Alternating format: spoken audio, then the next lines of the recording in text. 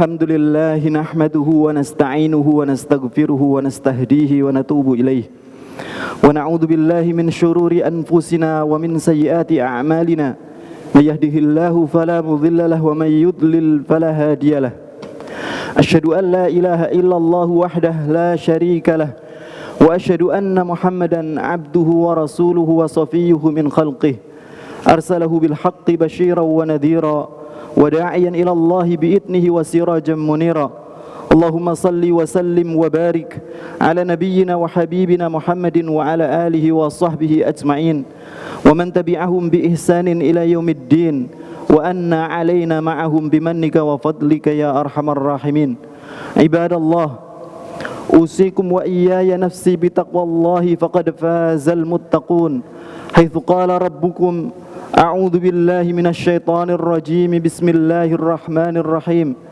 يا أيها الذين آمنوا اتقوا الله حق تقاته ولا تموتن إلا وأنتم مسلمون وقال أعوذ بالله من الشيطان الرجيم يا أيها الناس اتقوا ربكم الذي خلقكم من نفس واحدة وخلق منها زوجها وبث منهما رجالا كثيرا ونساء واتقوا الله الذي تساءلون به والأرحام إن الله كان عليكم رقيبا. Sidang jamaah Jumat yang dirahmati oleh Allah Ta'ala, setelah memuji Allah Ta'ala atas kesempurnaan nama-namanya, kesempurnaan zatnya, kesempurnaan sifatnya, dan setelah bersolawat kepada baginda Rasulullah Sallallahu Alaihi Wasallam di hari yang mulia yang Allah pilih sebagai hari yang terbaik, bertepatan di tempat yang Allah cintai, yakni di masjid, khatib berwasiat kepada diri khatib pribadi dan para jamaah sekalian agar bertakwa kepada Allah Ta'ala dengan sebenar-benar takwa, sebagaimana yang Allah wasiatkan di dalam surah Ali Imran ayat 102. Wahai orang-orang yang beriman, bertakwalah kalian kepada Allah dengan sebenar-benar takwa, dan jangan sekali-kali meninggal kecuali dalam keadaan muslim, kecuali dalam keadaan bertauhid kepada Allah Azza wa Jalla. Sidang jamaah Jumat yang dirahmati oleh Allah, di dalam surah Al-Baqarah Allah bercerita tentang Nabiullah Ibrahim alaihissalam, di mana ketika Allah Ta'ala perintahkan Nabi Ibrahim untuk membangun Ka'bah, yang kemudian dijelaskan oleh Imam Ibnu Katsir, Nabi Ibrahim alaihissalam beliau memohon kepada Allah Ta'ala agar sempurna pelaksanaan apa yang telah diperintahkan oleh Allah tersebut. Maka beliau meminta ditunjukkan di garis mana, di mana dulu letak Ka'bah dibangun pertama kali oleh Nabi Adam alaihissalam. Maka kemudian fayursilullahu rihan yuqalu laha khujuj, Allah mengirimkan angin, yang angin itu bernama Khujuj, yang menunjukkan jejak bekas garis di mana di situ bangunan Ka'bah pertama kali. Sampai kemudian Nabi Ibrahim diceritakan wa id yarfa'u Ibrahimul qawa'ida minal baiti wa Ismail Rabbana taqabbal minna innaka antas samiul alim. Ketika Nabi Ibrahim alaihissalam bergotong royong dengan putranya Ismail mengangkat batu-batu untuk memugar kembali bangunan Ka'bah, dan setelah menjalankan sesuai dengan apa yang Allah inginkan, apa yang diucapkan oleh Nabi Ibrahim alaihissalam, Rabbana taqabbal minna innaka antas samiul alim. Wahai Rabb kami, terimalah amal ibadah kami, sesungguhnya Engkau adalah zat yang maha mengenal lagi maha mengetahui. Seorang ulama tabi'in bernama Abdurrahman bin Mahdi, ketika membaca ayat ini sontak beliau menangis, kemudian mengatakan, aduhai, sesungguhnya salah satu figur kita Nabi Ibrahim alaihissalam telah menjalankan perintah Allah dengan sempurna dan begitu luar biasa. Tetapi ketika beliau telah menjalankan perintah tersebut, maka muncul di hatinya rasa takut jika amal tersebut belum diterima oleh Allah Ta'ala, sehingga kemudian beliau berdoa kepada Allah, Rabbana taqabbal minna innaka antas samiul alim. Wahai Rabb kami, terimalah amal soleh kami, sesungguhnya Engkau maha mendengar lagi maha mengetahui. Maka Ramadan telah kita jalani, Jangan sampai setan menari-nari di hati kita, membuat kita ujub, merasa bahwa kita telah membangun menara kebaikan yang begitu luar biasa, sampai kemudian ketika kita ujub tersebut, maka setan akan kemudian meruntuhkan kita untuk membangun kembali amal-amal soleh yang lain berikutnya. Saudaraku yang dirahmati oleh Allah, Al-Imam Al-Qurtubi menukil perkataan paman Rasulullah sallallahu alaihi wasallam, Abbas bin Abdul Muttalib, di mana beliau pernah mengatakan satu wasiat yang indah. La yatimul ma'ruf illa bi thalath. Sebuah kema'rufan, sebuah kebaikan tidak akan sempurna kecuali dengan 3 hal. Yang pertama adalah bi ikhfa'i, dengan merahasiakannya. Karena kadang hati kita tidak kuat. Kita ketika melakukan amal soleh tampak terlihat oleh mata orang, kadang ada terselip satu niatan, satu tujuan agar kita mendapatkan tempat di hati manusia. Padahal sesuatu yang ada di hati manusia itu tidak abadi. Allah yang membolak-balikkan hati mereka. Hari ini dia bisa memuji, besok dia bisa mencela. Saudaraku yang dirahmati oleh Allah, oleh karena itu di dalam amal salih agar lebih sempurna, maka kita diperintahkan untuk merahasiakannya, supaya kita tidak jatuh di dalam niatan yang salah ketika orang melihat amal kita, kemudian kita tergoda untuk menjadi populer melalui amal soleh kita. Kemudian yang kedua adalah bitasghiri, dengan menganggap amal soleh yang telah kita lakukan itu belum ada apa-apanya, masih biasa, masih kecil.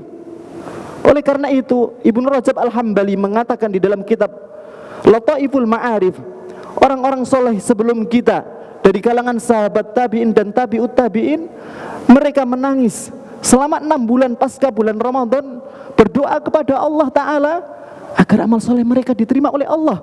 Padahal mereka, kalau kita baca sejarahnya, Ramadan mereka adalah tinta emas, di mana mereka membangun menara yang begitu luar biasa.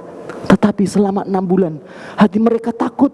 Mereka tetap berdoa kepada Allah agar amal solehnya di bulan Ramadan diterima oleh Allah Azza wa Jalla. Oleh karena itu Ibunda Aisyah radhiyallahu anha pernah ditanya oleh Urwah, mata yakunur rajulu musian, kapan seseorang sudah dianggap mulai masuk pada keburukan? Maka beliau memberikan jawaban, idza dhanna annahu muhsin, kalau dia sudah menganggap bahwa dirinya sudah berbuat baik yang banyak, dia sudah melakukan kebaikan ini dan itu, sehingga kemudian setan meruntuhkannya dan dia kemudian berikutnya meninggalkan amal solih. Maka seorang ulama dalam madhab Imam Syafi'i, Al-Imam Al-Mawardi,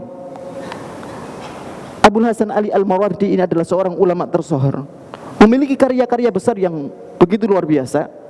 Karyanya dalam kitab fikih berjudul Al-Hawi, karyanya di dalam kitab tafsir An-Nukat wal Uyun. Beliau juga punya kitab tentang tata negara, mengatur tata negara dengan tata cara Islam. Maka beliau menulis kitab Al-Ahkam As-Sultaniyah. Banyak karya beliau, tapi tidak ada muridnya yang tahu bahwa beliau telah menulis karya-karya besar. Sampai ketika dekat dengan ajalnya, maka beliau panggil muridnya, kemudian beliau meminta agar saat sakaratul maut itu dekat dengan dirinya, kedua tangannya dipegang oleh muridnya.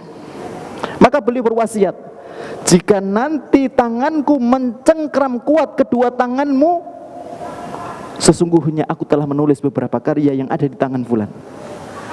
Maka ketika tanganku mencengkram erat, bakar karya-karya yang sudah aku titipkan pada fulan dan buang abunya ke lautan. Tetapi jika tanganku memegang dengan lapang, maka silakan ambil faidah kitab-kitab yang telah aku tulis. Saudaraku yang dirahmati oleh Allah, padahal beliau tidak menulis kitab untuk tujuan popularitas dan lain sebagainya, materi dan lain sebagainya, tetapi masih muncul di dalam hatinya rasa takut. Jika seandainya amal dakwah, amal mengajarkan ilmu melalui penulisan kitab agar mata rantai ilmu terus berjalan, maka beliau berpesan kepada muridnya, kalau keadaan sakaratul mautnya dahsyat, seakan-akan indikator bahwa amal solehnya belum diterima, maka meminta kitabnya untuk dibakar dan dibuang abunya ke lautan. Saudaraku yang dirahmati oleh Allah Ta'ala amal. Oleh karena itu Setelah kita melakukan sholat, di antara hikmahnya kita diajarkan untuk beristighfar kepada Allah Ta'ala, yang salah satu di antara faedah dalam istighfar adalah menyempurnakan dari kekurangan-kekurangan yang ada di dalam amal ibadah kita, di dalam amal soleh kita. Kemudian yang ketiga, kata Abbas bin Abdul Muttalib radhiyallahu an, bil mubadarah fima ba'dah, dengan bersegera melakukan amal soleh yang lain berikutnya, tidak terngiang-ngiang dengan yang sebelumnya, maka dia kemudian semakin kuat di dalam menangkap peluang-peluang amal kebaikan sesudahnya. Oleh karena itu, kalau kita tahu bahwa di antara indikator bahwa amal soleh seseorang tersebut menembus 7 langit, diterima oleh Allah sebagai kebaikan, maka Allah akan bukakan untuknya pintu-pintu kebaikan berikutnya. Saudaraku yang dirahmati oleh Allah, maka madrasah Siam yang memiliki faedah yang sangat besar. Jangan sampai setelah bulan Ramadan kemudian kita runtuhkan madrasah tersebut dengan kita menjadi budaknya perut, budaknya hawa nafsu. Oleh karena itu, ketika Abu Umamah Al-Bahili berjihad bersama Rasulullah SAW, maka sebelum berangkat Abu Umamah meminta doa, ya Rasulullah, ud'ullaha li bisyahadah. Wahai Rasul, tolong doakan agar aku mati syahid. Maka Rasulullah SAW justru mendoakan, Allahumma sallimhu, Allahumma ghanimhu. Ya Allah, buat dia pulang dalam keadaan selamat dan membawa banyak ghanimah. Maka Abu Umamah ketika pulang dari perang dalam keadaan selamat, tanpa luka, dan membawa banyak ghanimah.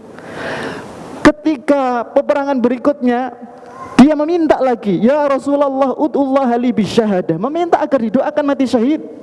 Tapi Rasulullah mendoakan, Allahumma sallimhu, Allahumma ghanimhu, sampai 3 kali.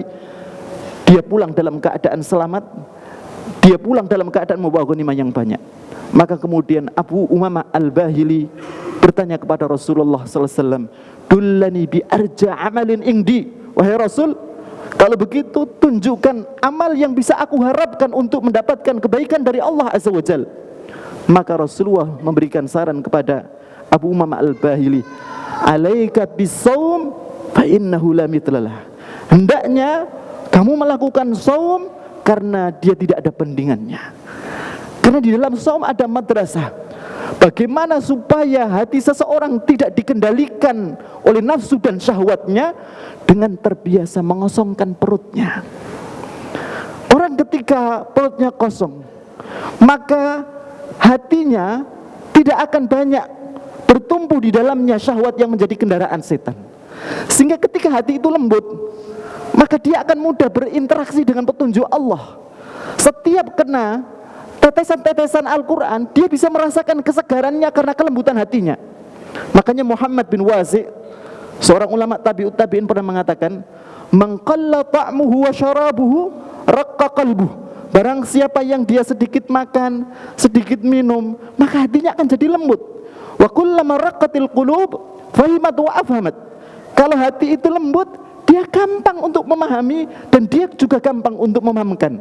Bahkan Ibunda Aisyah pernah menyatakan, awalu bid'atin hadatsat fi ummati asy-syaba'. Falamma syabi'atil butun jamahat nufusuhum ila dunya. Kata Ibunda Aisyah, awal pergeseran yang terjadi pada umat Rasulullah SAW adalah suka menganyangkan perut, memenuhi semua kepentingan dan kemauan perutnya. Sehingga ketika perut ini dituruti semua permintaannya, semua kepentingan syahwat dituruti, maka jiwanya akan lebih condong, lebih cenderung pada urusan dunia. Maka lihatlah bagaimana sahabat kalau kena sentuhan Al-Quran. Ketika turun ayat lan tanalul birra hatta tunfiqu mimma tuhibbun, kalian tidak akan mendapatkan albir.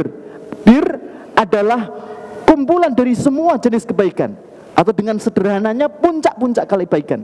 Kalian sama sekali tidak akan mendapatkan puncak kebaikan sampai kalian menginfakkan apa yang kalian cintai.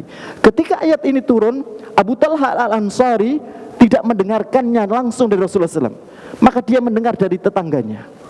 Maka dia merasa takut, hatinya kemudian bergetar ketika turun ayat ini, kemudian datang kepada Rasulullah SAW. Oh Rasul, ayat ini turun dan berat buatku karena masih ada harta yang sangat aku cintai. Dan hartanya sahabat Ansor biasanya adalah perkebunan. Aku masih memiliki harta berupa kebun yang strategis, di mana kebunnya itu ada di samping Masjid Nabawi. Di kebun itu ada sumur yang segar, yang saking segarnya sumur itu sampai disebut biruha.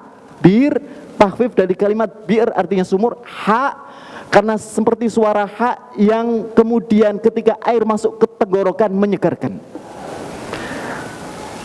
Kebun yang sangat dia sukai, strategis, hasilnya luar biasa, di dalamnya ada sumur.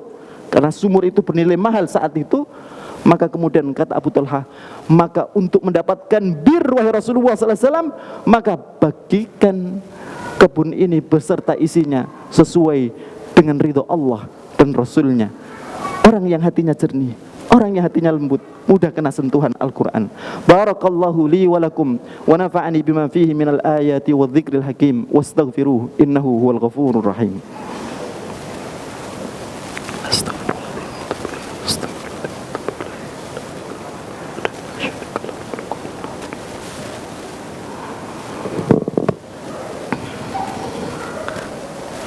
Alhamdulillahilladzi hadana li hadza wa ma kunna linahtadiya laula an hadana Allah. Laqad ja'at rusulu rabbina bil haqq wa nudu an tilkumul jannatu urithumuha bima kuntum ta'malun. Asyhadu an la ilaha illallah wahdah la syarikalah wa asyhadu anna Muhammadan abduhu wa rasuluh. Allahumma salli wa sallim wa barik ala nabiyyina wa habibina Muhammadin wa alihi wa sahbihi ajma'in wa man tabi'ahum bi ihsanin ila yaumiddin wa anna alaina ma'ahum bimannika wa fadlika ya arhamar rahimin. Ibadallah, usikum wa iyaya nafsi bitaqwallahi faqad fazal muttaqun. Wa qad qala rabbukum a'udzu billahi minasyaitonir rajim. Bismillahirrahmanirrahim. Ya ayyuhalladzina amanu taqullaha wa qulu qawlan sadida yuslih lakum a'malakum wa yaghfir lakum dhunubakum wa may yuti'illaha wa rasulahu faqad faza fawzan 'azima. Sidang jamaah Jumat yang dirahmati oleh Allah Ta'ala, maka di khutbah yang kedua khatib berpesan, mari kita bangun kembali menara amal solih, meningkatkan ketakwaan kepada Allah Ta'ala, menangkap setiap peluang-peluang amal yang Allah berikan kepada kita pasca bulan Ramadan sebagai bukti bahwa kita adalah orang-orang yang lulus dengan predikat amal solehnya diterima oleh Allah Ta'ala pada bulan Ramadan. Maka jangan pernah menganggap setiap peluang meskipun kelihatan kecil itu adalah amal kecil, bisa jadi itu jalan mulus kita menuju surganya Allah Azza wa Jal. Semoga Allah Ta'ala berikan kita kemudahan dalam merengkuh amal solih dan mendapatkan penerimaan dari Allah Azza wa Jal, sehingga Allah tunjukkan kepada kebaikan-kebaikan berikutnya. Kita tutup khutbah ini dengan berdoa kepada Allah Azza wa Jal. Innallaha wa malaikatahu yusalluna 'alan nabi. Ya ayyuhalladzina amanu sallu 'alaihi wa sallimu taslima. Allahumma salli 'ala nabiyyina Muhammad wa ali Muhammad kama sallaita 'ala Ibrahim wa ali Ibrahim fil 'alamin innaka Hamidum Majid. Wa barik 'ala Muhammad wa ali Muhammad kama barakta 'ala Ibrahim wa ali Ibrahim fil 'alamin innaka Hamidum Majid. Warḍu 'anil khulafa'ir rasyidin al-mahdiyyin Abi Bakr wa Umar wa Uthman wa Ali wa an baqiyatis sahabati ajma'in wattabi'in lahum bi ihsanin ila yaumiddin wa anna 'alaina ma'ahum bimannika wa fadlika ya arhamar rahimin. Allahumma ighfir lil muslimina wal muslimat al-ahya'i minhum wal amwat innaka sami'un qaribun mujibud da'awat. Rabbana ighfir lana wa li ikhwanina alladhina sabaquna bil iman wa la taj'al fi qulubina ghillan lil ladzina amanu rabbana innaka ra'ufur rahim. Rabbana taqabbal minna siyamana wa ruku'ana wa sujudana wa tilawatana rabbana taqabbal minna innaka antas sami'ul alim. Allahumma a'izzal islam wal muslimin. Allahumma a'izzal islam wal muslimin. Allahumma a'izzal islam wal muslimin wa adilla syirka wal musyrikin wa khudhul man khadhala al islam wal muslimin. Allahumma ansur ikhwanana al muslimina fi Filastin. Allahumma ansur ikhwanana al muslimina al mustad'afina fi kulli makan. Allahumma rahmaka bihim ya arhamar rahimin. Allahumma ansur ikhwanana al mujahidina fi Filastin wa fi sabilika fi kulli makan. Allahumma wahid as-sufufahum wa thabbit aqdamahum wajma' kalimatahum wa saddid ramyahum wa afriq fi qulubihim sabra. Allahumma shdud wat'ataka 'alal yahudiyyah wa khulafaihim. Allahumma 'alaika bihim fa innaka qawiyyun jabbar. Rabbana hab lana min azwajina wa dhurriyyatina qurrata a'yun waj'alna lil muttaqina imama. Allahumma aslih lana dinana alladhi huwa ismatu amrina wa aslih lana dunyana allati fiha ma'ashuna wa aslih lana akhiratana allati ilaiha ma'aduna waj'alil hayata ziyadatan lana fi kulli khair wal mauta rahatan lana min kulli syarr. Rabbana atina fid dunya hasanah wa fil akhirati hasanah wa qina adzaban nar. Ibadallah, innallaha ya'muru bil adli wal ihsan wa ita'i dzil qurba wa yanha 'anil fahsya'i wal munkari wal baghi ya'idzukum la'allakum tadhakkarun wa aqimis shalah.